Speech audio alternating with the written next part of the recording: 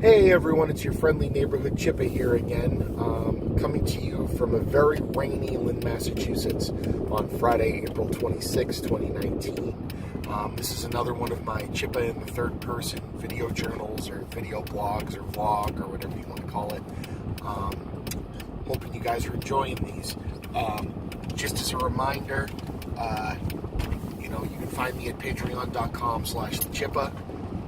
If you want to throw a little bit of money there, you'll get access to basically everything I do. I don't withhold, at least yet, anything from fans. It's literally just there to help me produce what I make. And what I make is 4 podcasts right now. The Chipman Brothers Tangent with my brother Movie Bob, Creating Geeks, a parenting podcast about geeky things being shared with our kids, with me and my wife, the Talkbuster podcast, and Shooting the Shit with Chippa. For those of you that are patrons of mine, you'll get early access to the Monday release of everything, all these podcasts. But the Talkbuster podcast, this next one coming up, the one that if you were a patron, you'll be able to listen to tonight at 11 p.m., and if you're not a patron, you'll be able to listen to this coming Monday at 11 p.m., is the episode I've been the most excited from on a personal level from starting this. This is first part of a 2-part set of interviews with my friend Scott, who was the store manager of the Salem, Massachusetts Blockbuster when I started, and basically everyone who's worked at Blockbuster with me's boss. On this podcast, you've probably heard us all saying how he's the best boss we've ever had, and we all mean that. The guy is awesome. He's still in management. He's still managing stores in the retail world, and he's succeeding and doing great. And I see no reason why. Why not? I mean, that's funny, Scott. I see no reason why. No, I see no reason why not. Because even at in his mid-20s when I first met him, he was already just got that entire field. He was better than the people at Blockbuster, the corporate people, and that's why his stores flourished and his employees did so well. So there's going to be great stories in this episode. The first part is our time at the Salem, Massachusetts store, and then our second episode is our time at the Woburn, Massachusetts store. So the first episode's tonight. What's a dollar? A dollar gets you early access to hearing me and somebody else, not just me in the third person, but me and somebody else, talking about all the fun things that you are already a fan of me and already a fan of the people I talk to. So check out the Talkbuster podcast. If you are a patron, you can listen to it early tonight. If not, you can listen to it Monday. So random musings for the day. Early this morning, I saw my brother post something from Britain. I believe it was recorded in Britain, I would imagine, because it was John Rhys-Davies, who you might know better from the Indiana Jones films, Indy, What Does the Ground Move? And Gimli from The Lord of the Rings, character actor, secondary character, geek icon, right? Well, I don't get political too often on these, but you can probably hear from the undertones that I'm not very happy with the current President of the United States, if you want to even call him that. I won't get much more into it than that, but I don't think he's a very good guy, and I think some of the people that think the way he thinks are not the greatest people in the world either. There's that. But again, I live in the country that I live in, and I will vote and try to change that, just like I voted this time, because that's a democracy.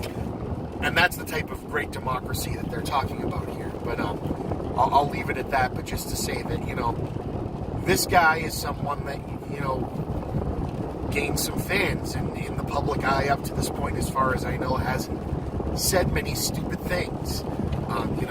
But it seems like we're living in the world now of everybody that we love being kind of shitty. It's not just the shitty people, it's everybody. Except for maybe Mr. Rogers.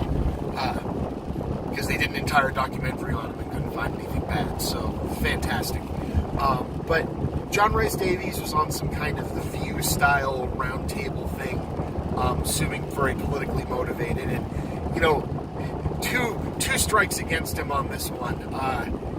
They're talking about Donald Trump coming to Britain, and how the big controversy there has been that they're not going to let him in and not allow him to stay there. Now, again, regardless of how you feel about that, people are making statements. People are standing up and saying, hey, I'm every other president that's ever lived, whether you like them or not. You get your George Bushes or your Barack Obamas or your Bill Clintons. They may have done, in the case of Bill Clinton and his whole thing, something fairly disrespectful, but that's a private thing, but that's a completely different issue. But I've never really seen other nations feel the need to react this way. So, in my opinion, there's a reason. There's a reason because the conduct of this individual has not been that of the station that he's in. And I'll leave it at that. So, the roundtable discussion is whether or not he should be allowed to come to their country. And, at first, John Rhys-Davies, he just declares his allegiances, I guess you could say. He says, this person is the head of a nation. He was an elected head of a nation, and, the last great hope for democracy, whether you agree with that or not, which I disagree, that Donald Trump is our last great hope for democracy. But, again, if that's how you feel and you end it there, at least, you don't show your true hand, outside of declaring your allegiances and making yourself on the other side of how I see things. And that's what I would have set up to that point. But then the person sitting next to him, who I'm going to start with saying a person because who it is shouldn't matter, but the lady sitting next to him, says, counters his point by saying, really, the last great hope for democracy, and he says back something, and then or he said about being elected, and she said he lost the popular vote, and he switches from at least being civil, in just saying, last great hope for democracy, sounding like, he's at a rally, but, and he switches, and a switch flips in his face, his stature changes, and he says, he starts mansplaining, the best way, if we're going to use, internet triggered terminology, which, fuck it, this triggered me. This made me angry. This made me angry because he represents me. He's an entitled, white guy. He's got all the power in the room already. And his whole body language changes. He gets angry. His face changes. And he turns like he's going to battle this poor person. And, starts with, "Oh, woman, please."